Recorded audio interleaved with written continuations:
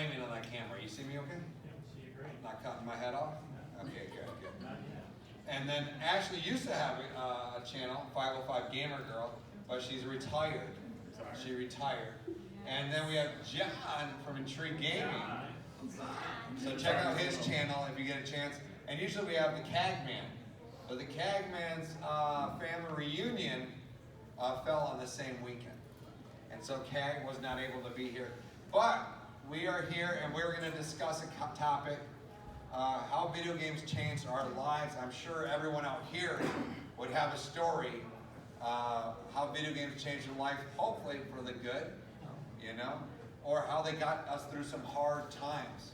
And so I don't know who, I think John, I want to start with you. I was just thinking in my head, please don't start with me. That's why I did that. We're brothers, so like I know what he's thinking. So John, video games, such a big part of our lives. How did video games change your life? They changed my life in a pretty dramatic way. Bring that mic up closer so we can hear you. Hello. You hear him okay? They changed my life in a pretty dramatic way. I mean, I grew up with an older brother. He's 10 years older, so that's like super older, right? And so he got an NES back when I was in 4 or 5 years old. So I played the Marios and all of that. But what really got me is in middle school. We had a PC. I had a Sega Genesis and a Sega CD at the time. And I just had a few games. I mean, I didn't grow up rich or anything. I had like 6 games. So, but we had a PC. And every time we would go to Walmart, there was a flight simulator, like demo.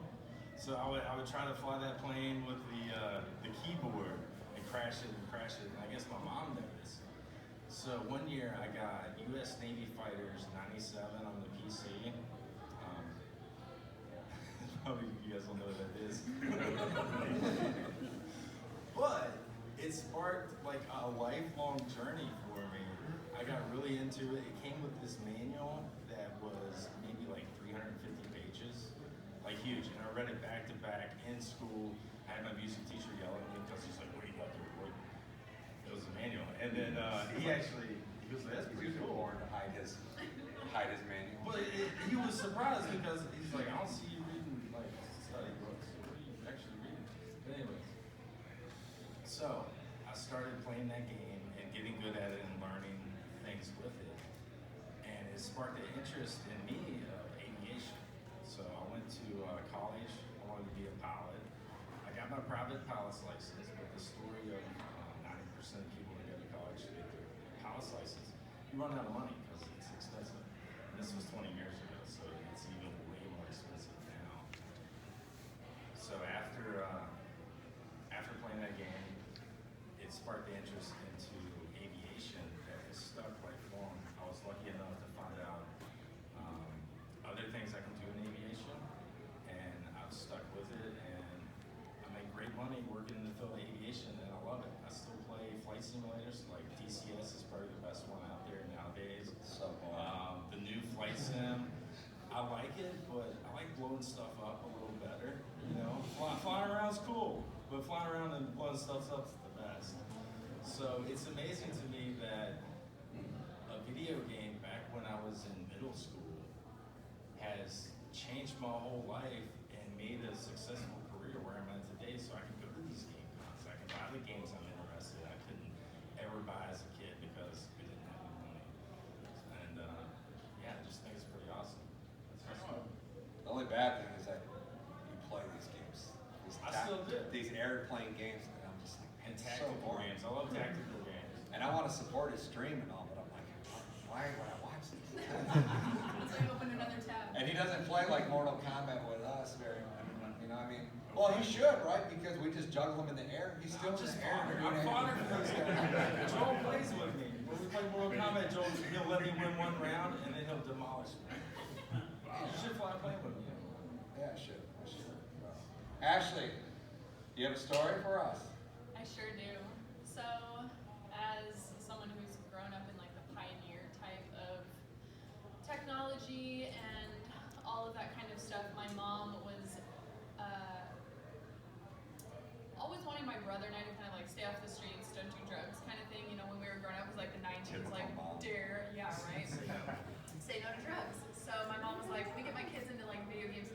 because then they'll be so broke from buying video games they won't be able to like do drugs, so kind of thing. So that definitely helped, because I know a lot of people are worried about their kids gaming a whole lot, and I'm like, okay, well they could be doing worse things, or being out somewhere you don't know with people you don't know, because we hear all kinds of stuff. But being in the video game community has definitely helped me make a lot of excellent friends.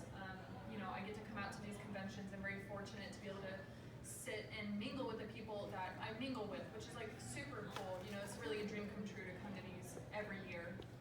And another thing where video games has changed my life, I'm gonna try not to cry, bear with me. I've lost a couple friends to suicide, and it's been really hard. Sorry, I'm doing my best. And through games, I've been able to face that grief, come to terms with it. I've been able to, play games like Briss, where it'll kind of take you through, a very dull existence, and going through the stages of grief and all that stuff. And it's really excellent that video games have come so far to not just be a place to spend your time and just veg out almost, but a place to help you heal and grow. And things like that have really helped me mentally to get through those tough times, because going through those kinds of grief is really, really hard on so many people. And I think it's huge for me. And again, just when I was streaming, getting to meet so many incredible people. I went to TwitchCon and got to hang out with the people that supported me and were able to see me and enjoy me, and getting to market with your homies. Really, the people that would just come in and hang out is really incredible. So video games have been nothing but excellent for me in my life. Right on. All right, the radicalist Reggie. You're the most radical on the face of the earth, right? Or is it just U.S.? That's probably the third. What do you have for us? I think I might move that. That's not on? Is that on? Yeah, take it just turn down. You just can't hear it. Oh, okay. Can you guys hear? Move it closer. It's like this. Oh. Oh, there I go. I was like, do I your didn't want best. nothing loose. So, my introduction to video games started when I was around, I want to say 3 or 4 years old. So, the main thing I remember was my brother worked at a pizza shop. He took me there with him because he was babysitting, and they had Punch Out there and a pinball game and some other game I can't really remember.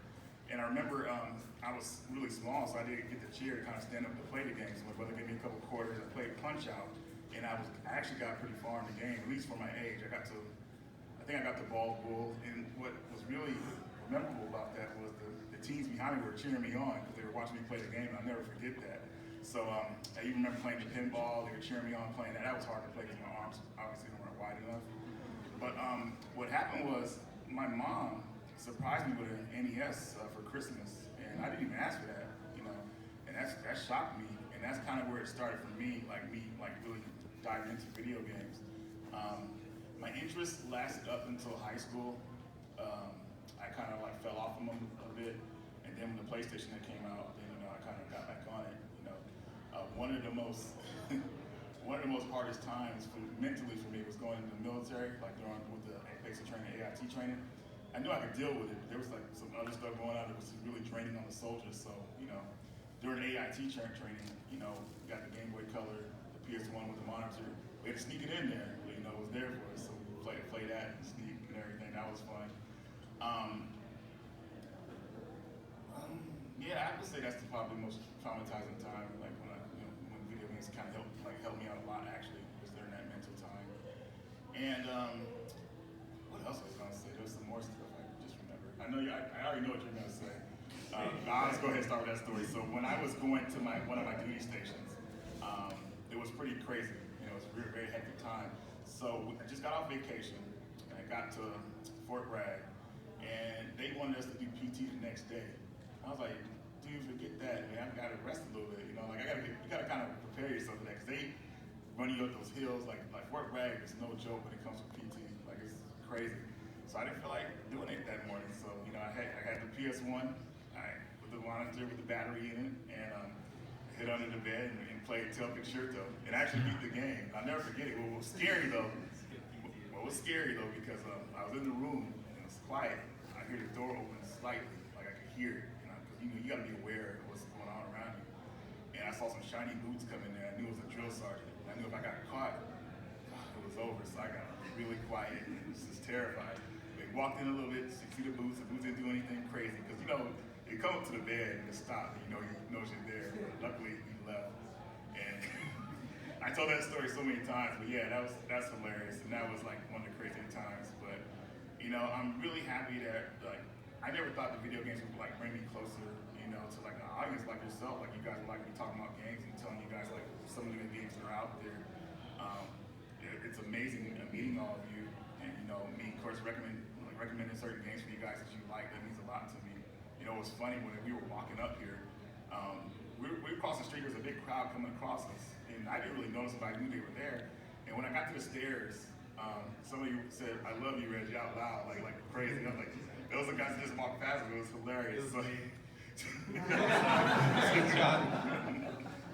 But it just kind of like made me think like my reach when it comes to like recommending a lot of cool games for people has gone that far, so where people notice me like that. So I thought that was really cool.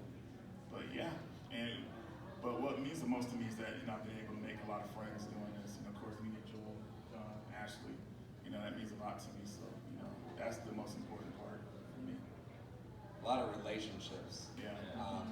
Like John was actually a viewer of Media Glitch, and I think he said, "Hey man, I want to send you this game. I think it's really cool to play."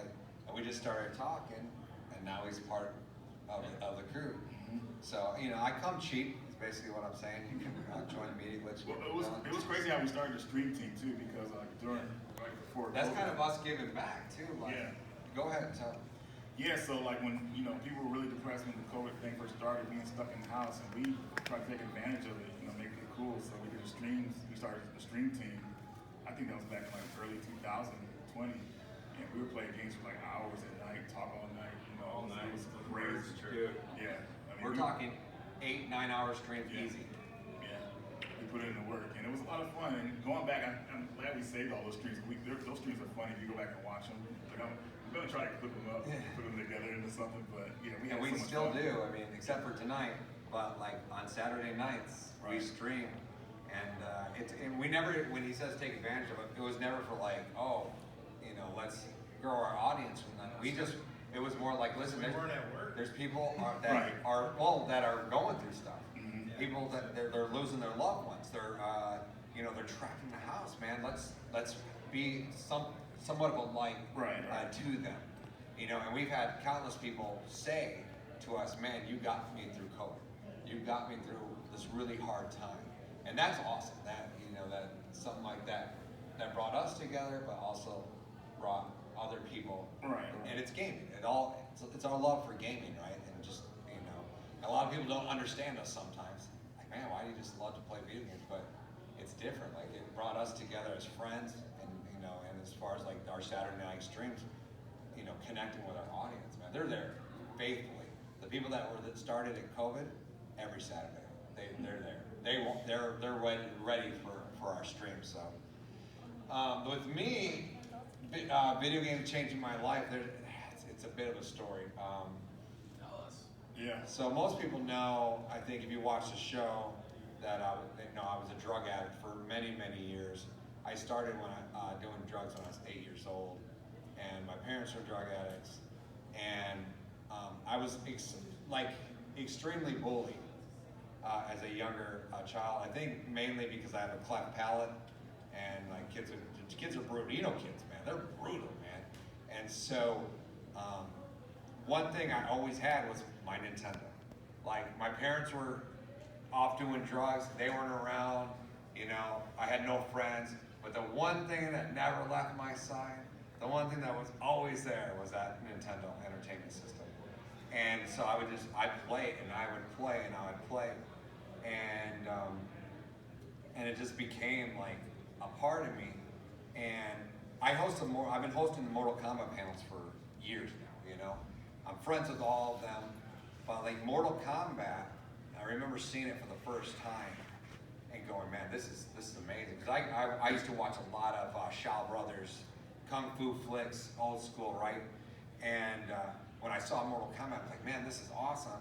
And I had one friend who was you know, like my best friend, and we would play Mortal Kombat all the time. And I've told this story before.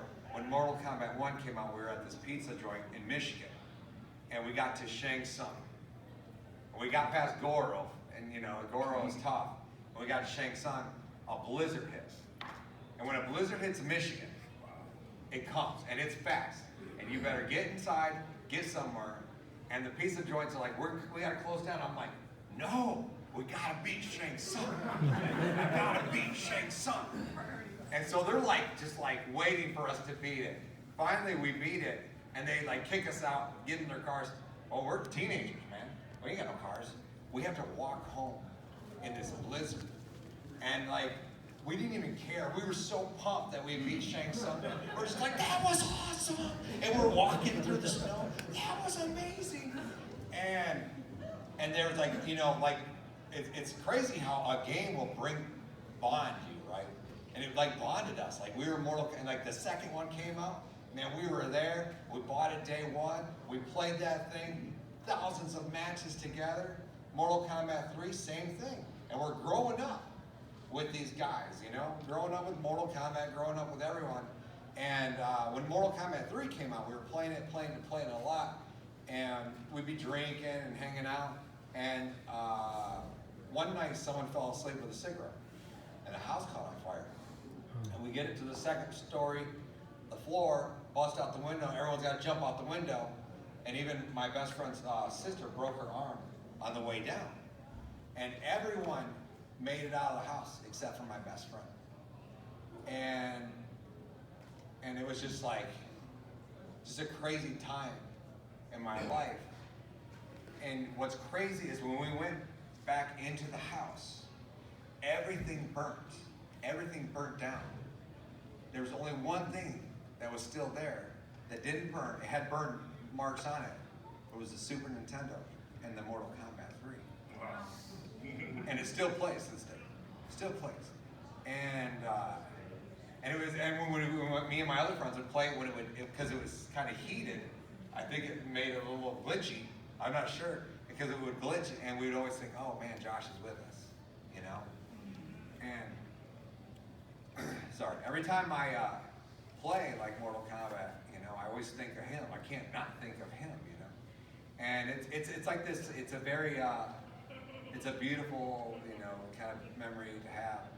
And then later in life, I think if you don't know, I want to share this too real quick. Is I got COVID.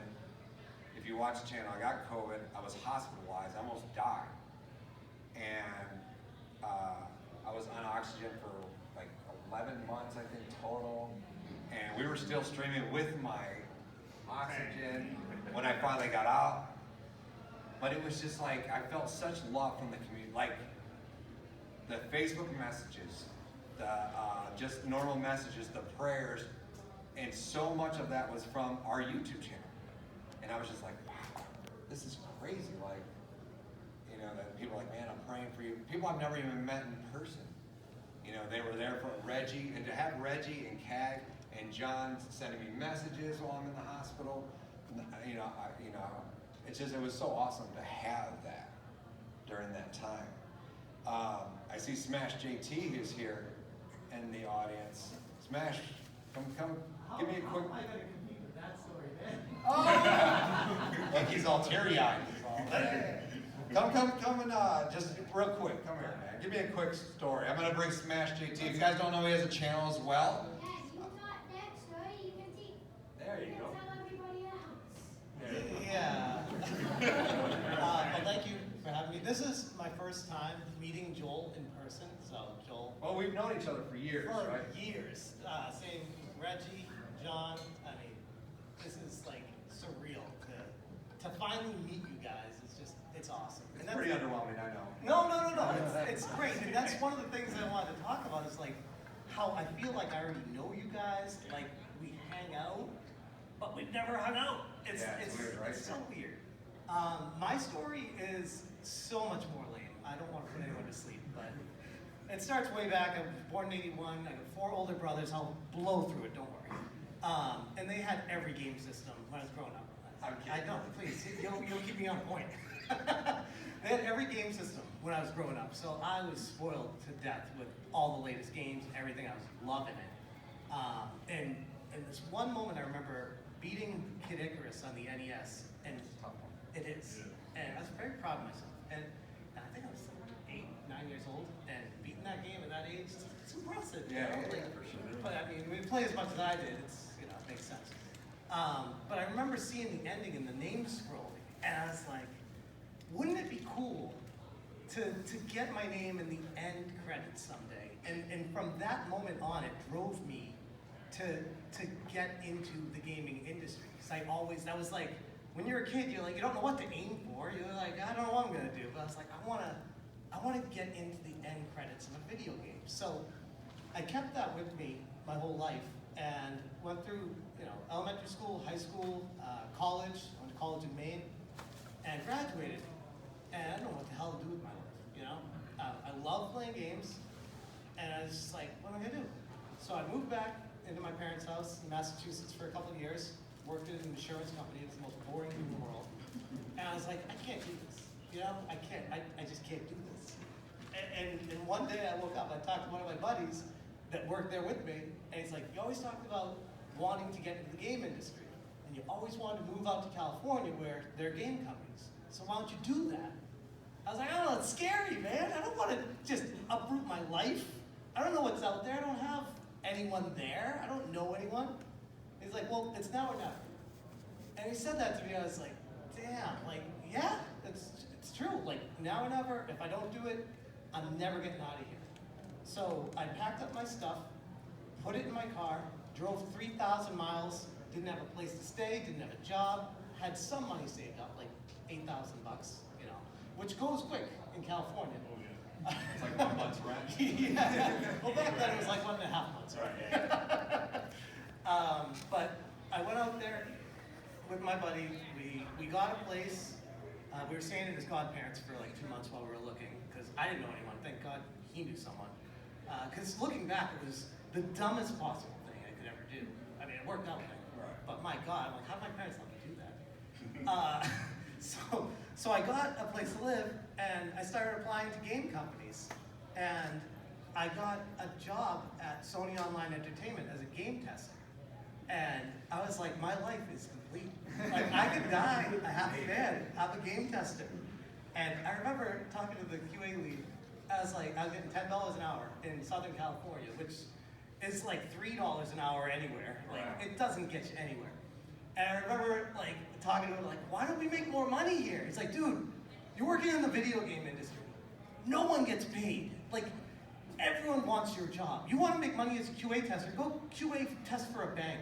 No one wants to work there. I was like, yeah, good point. So, long story short, I got the QA job, and I remember I was a QA tester on the very first downloadable title for the PlayStation 3, which was Cash Guns Chaos. And that game was basically a ripoff of Smash TV, which is why I got my channel name Smash JT in my initials. That's where it came from. And I remember finally when the game released and you could see the end credits and my name scrolled, I was like teary-eyed. I was like, this is everything I've always wanted in my life. And I didn't feel like I was missing something. It really felt like a conclusion. And I'm like, where do I go from here? So I guess if I want, my life's still going on. So from there, I went from being a QA tester to a game master for EverQuest.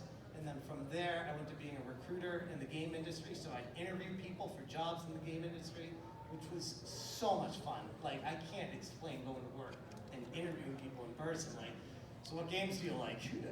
Why do you like them? What issues do you have? I'm like, this is my dream, just talking about video games all day. It's awesome.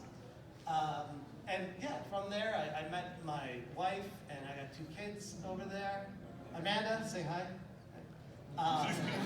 So video games changed my life because without that, I wouldn't have met my wife out here, I wouldn't have my kids out here, I wouldn't be at the end of like 7 or 8 video games. And oh, by the way, I didn't even mention I have a YouTube channel, which drives me daily for passion and purpose.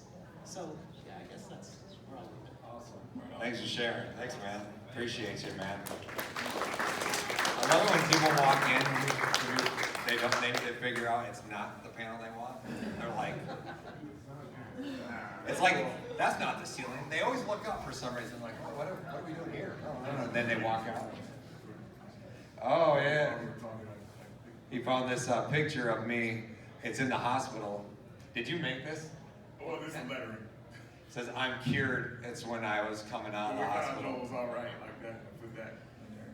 It was rough. It was rough there. And you know what's crazy is like, you know, and I shared the Mortal Kombat story with you, and now I'm friends with all the people that made that game. You know, Daniel Pacino, Carlos Pacino, all the John Parrish. We've hung out with them. We you know, it just seems so crazy. It seems so crazy to be a part of that. Gordo, you want to share something, Gordo? I knew it. Gordo, you want to share? If you want, I'm ready for you. So Gordo, actually, you came in our stream during COVID, right? Yeah. You don't want to share something? You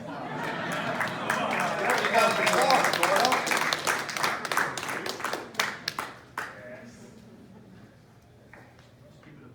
Yeah, you keep it above. It's funny because he made the like when I went, him and his wife were so gracious to have us over the other night having steaks, and I kept calling him Gordo, and I'm all like to his wife, I'm like, hey, is it cool? Like I'm just calling your husband Fatty in Spanish the whole time. Like, are you? She's like, yeah, I know that's his nickname. So like, go ahead, buddy. I love surprises. Yeah, I came, found you guys during COVID, and like I think Reggie mentioned how it was, you know, a lot of people were bored in their houses, right? So I had gotten out of video games after high school, and I think I bought a PlayStation when I was like 21, and it was in my closet. And so when COVID came along, and I guess with watching streams and stuff like that to back up, I used to tease my stepson all the time, like, why are you watching people play video games?